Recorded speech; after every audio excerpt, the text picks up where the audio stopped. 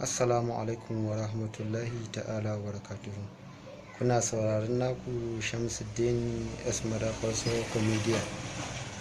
Dukan mai bukatan programs ɗina da sauransu, comedies, bidiyo, waƙoƙi zai iya tantaba na ta YouTube channel ɗina mai suna Shamsuddin Madafarso TV, domin a garzayo a samu wa'annan sababbin programs da sauransu.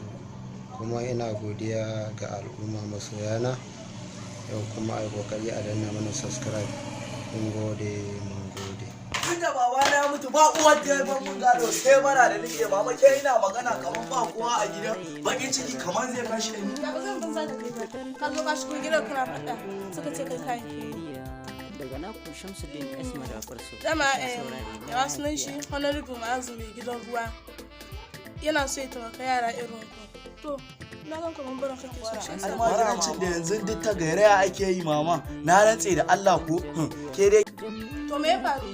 Ɗazun da na dawo makaranta ba uwar da na samu, ni boko nake so in koma. Na ji ana cewa Honorable Ma'azu dan yaro mai gidan ruwa shine yake kawo sababbin al'amura wannan yanki namu na samarin nan. Na ga nan da zan dawo almajiranci na ga an yi wani sabon mono ne ko kuke ce mai ko burtsatsai ne ma, na gan shi kuma na ji wasu yara suna magana wai mai gidan ruwa na tallafa ma marayu.